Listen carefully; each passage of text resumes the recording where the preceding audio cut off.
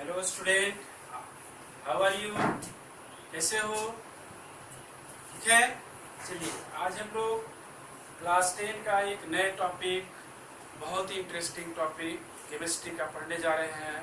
और वो है हमारा केमिकल रिएक्शन को कैसे बैलेंस करेंगे, how to balance the chemical reaction. And हम एक बहुत ही इम्पोर्टेंट और बहुत इंटरेस्टिंग मेथड बताने जा रहे हैं केमिकल इक्वेशन को बैलेंस करने के लिए, जिसका हम लोग बोलते हैं मैथमेटिकल फार्मूला या अलजेब्रिक फार्मूला। तो कैसे किसी भी केमिकल रिएक्शन को हम लोग बैलेंस करेंगे, आप देखिए और सीखिए, और ये आपको जिंदगी भर याद रहेगा, हमेशा याद रहेगा। इस तरीका से हम लोग इसको सीखते हैं, क्योंकि केमिकल रिएक्शन को बैलेंस करना सबसे टफ लगता है और विद्यार्थी को सबसे डर लगता है कि कैसे हम केमिकल रिएक्शन को बैलेंस करें। और क्योंकि वो याद करने की कोशिश करते हैं लेकिन याद नहीं करना है, मैं आज एक टेक्निक बताने जा रहा हूँ। उस टेक्निक को यूज करके आप कोई भी केमिकल रिएक्शन को बहुत ही आसानी से बैलेंस कर सकते हैं। ठीक है। और आप देख रहे हैं एडू गुरु। अगर आपने अभी तक चैनल को सब्सक्राइब नहीं किया है तो आप सब्सक्राइब कर लीजिए, ताकि आपको जो है भविष्य में नए नए वीडियो आपको मिलते रहे। तो चलिए देखते हैं बैलेंस कैसे करते हैं।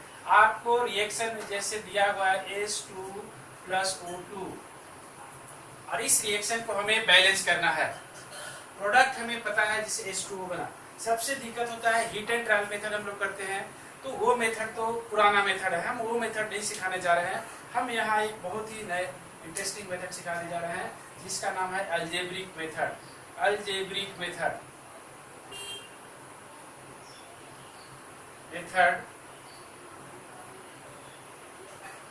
इस अलजेब्रिक मेथड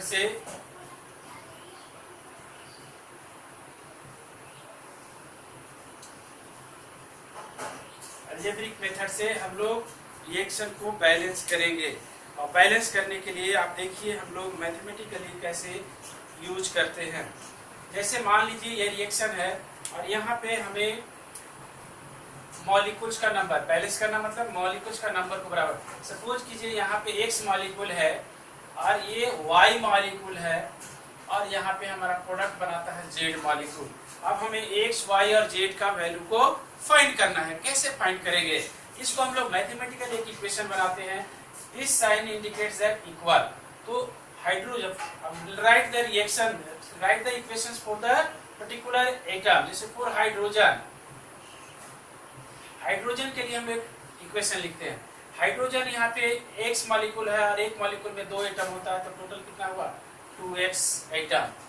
और RHS में देख रहे हैं Z मॉलिक्यूल्स है और एक मॉलिक्यूल में 2 एटम्स होते हैं, तो कितने हो गए 2Z मॉलिक्यूल्स। अब यहाँ पे हम लोग इसको अगर कैंसिल करें तो हमारे पास मिलता है X = 2Z। ये फर्स्ट इक्वेशन है। सेकेंड हम देखते हैं Y के लिए, फॉर ऑक्सीजन। ऑक्सीजन यहाँ पे Y है, Y मॉलिक्यूल्स और एक मॉलिक्यूल ऑफ ऑक्सीजन में 2 एटम्स होते हैं, तो 2Y हो गया। और आपका प्रोडक्ट में है Z, यानी कि Y = Z/2। ये मेरा हो गया इक्वेशन नंबर 2। अब यहाँ पे हम लोग करते क्या है कि किसी भी एक नंबर को हम लोग अपने से सब्स्टिट्यूट करते हैं। अब हम लिखते हैं कि लेट X = 1, देयरफॉर Z कितना आ गया, Z = X, और ये भी हो गया 1।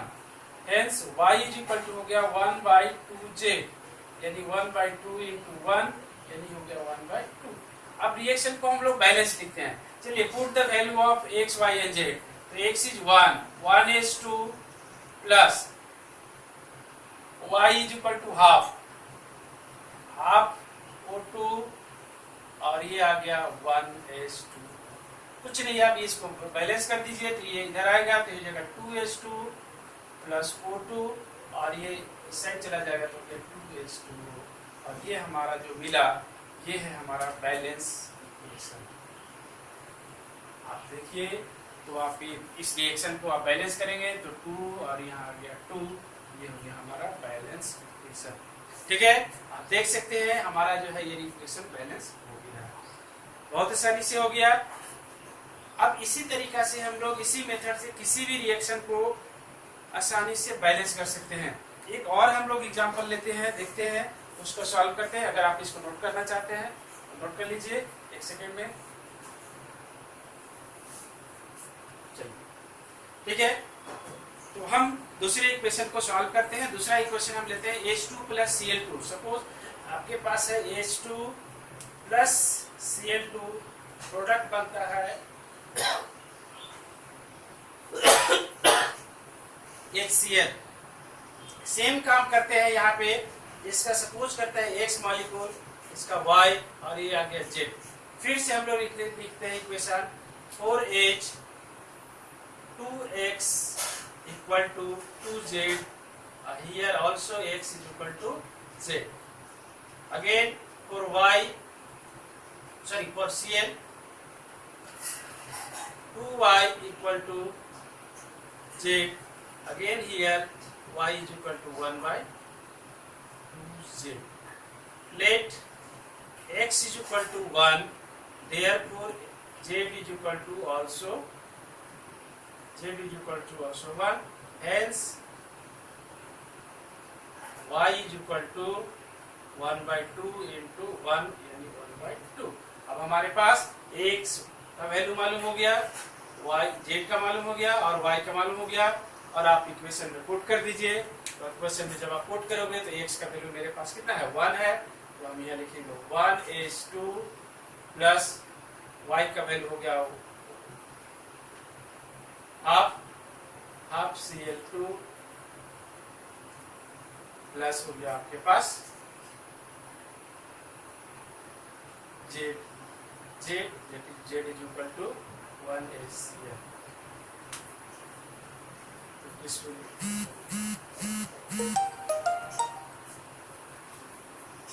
This will be also half, Z is equal to half।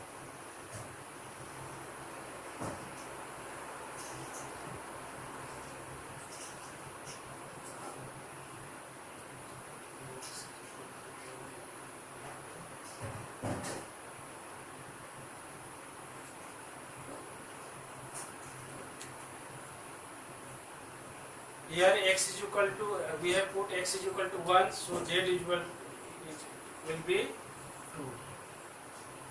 Here this is 2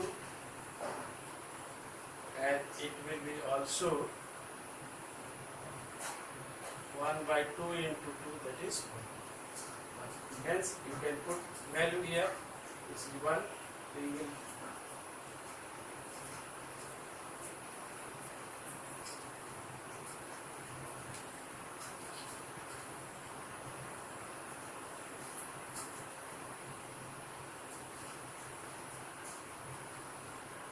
yes, hence it is balanced equation, H2 plus Cl2, that is 2H,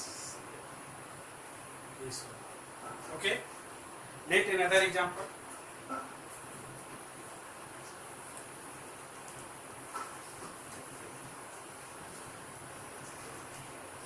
हम लोग एक और एग्जाम्पल लेते हैं। जैसे हम लोग एग्जाम्पल लेते हैं Mg plus O2, that is MgO। Yes, यहाँ पे हम लोग इसका लेते हैं X, Y या Z। For magnesium write equation Mg, this is X equal to Z, this one. And for oxygen O2 2Y equal to Z, hence Y is equal to 1 by 2 Z। This one, put X is equal to 1, therefore Z is equal to also 1, hence Y is equal to 1 by 2 into 1, that is 1 by 2। Hence you can write the balance equation, X is equal to 1, to 1 Mg plus Y is equal to half O2 is equal to 1 MgO।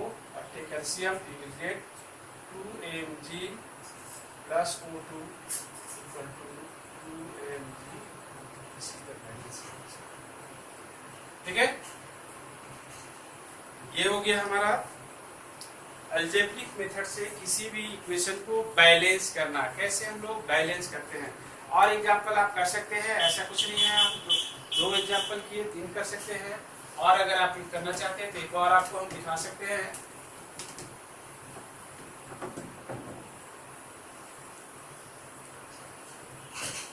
और example हम लेते हैं इसमें से। जैसे suppose आपके पास है Fe plus H2O, heat करते हैं, वाटर वेपर है, वाटर वेपर, तो हमारा प्रोडक्ट बनता है Fe2O3 प्लस H2। अब आपको यहाँ सिर्फ बैलेंस करना है रिएक्शन को, ये ज्यादा इंपॉर्टेंस नहीं है, यहाँ है कि बैलेंस हम लोग कैसे करेंगे। हमने कहा कि इसको आप सपोज करो AX मॉलिक्यूल, ये Y है, ये Z है, इसको सपोज करिए P है। अब हमें X, Y, Z, T का वैल्यू फाइंड करना है। चलिए सॉल्यूशन करते हैं। और A3 आयरन के लिए हम लोग इक्वेशन लिखते हैं। यहाँ आयरन है X और इधर है 2Z, तो इधर हो गया X is equal to 2Z। This is the first equation. Again, water for hydrogen. Here 2y equal to LHS में देखिए हाइड्रोजन कितना है, 2 के बराबर है, यानी आप कह सकते हो कि y is equal to 3 है। This is the second. And for oxygen, oxygen भी मेरे पास है, ऑक्सीजन यहाँ पर y है, इधर देखो इसमें भी है, एक ही है, ये हो गया आपके पास 3J। ये हमारा 3 इक्वेशन हो गया। अब इस इक्वेशन को हम लोग सॉल्व करेंगे। पहले इक्वेशन में पुट कर देते हैं हम लोग put x is equal to 1, therefore z is equal to हो गया 1/2 into x, यानी 1/2, and here you put the value of y is equal to 3 into 1/2, that is 3/2। अब मेरे पास वैल्यू आ गया, y का वैल्यू आ गया, z का आ गया, x का तो हम ऑलरेडी सपोज किया है, यहाँ पुट करेंगे। x हमने 1 पुट किया है तो ये 1 हो गया, y का वैल्यू हमने पुट किया, दिस इज y, और y is equal to 3/2 H2O, and this will be z, z is equal to, हमारे पास z का वैल्यू आ गया,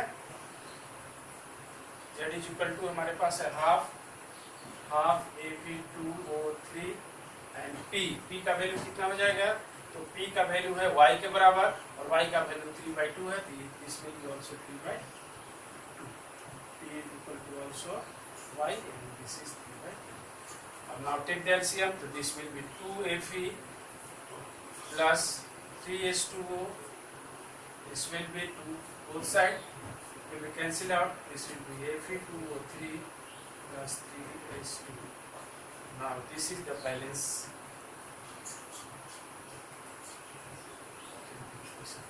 ओके, तो इस तरीका से किसी भी इक्वेशन को हम लोग बैलेंस कर सकते हैं अलजेब्रिक मेथड से। यहाँ नए मैंने हीट एंड ट्रायल मेथड किया, मैंने वैलेंसी को बराबर किया, मैंने ऑक्सीडेशन मेथड लगाया, मैं सिंपल मैथमेटिकल मेथड को लगा करके किसी भी केमिकल रिएक्शन को हम लोग बैलेंस कर सकते हैं। ये काम हम लोग रफ में करके चेक कर लेंगे, और इस तरीका से कोई भी रिएक्शंस को आप बहुत ही आसानी से बैलेंस कर सकते हो। ठीक है, अगर आपको अच्छा लगा मेथड तो आप इसको लाइक कीजिए, और अपने दोस्तों को बताना नहीं भूले, मतलब दोस्तों में शेयर कीजिए, और कमेंट कीजिए कैसा लगा, आप हमको जरूर बताएं। ओके।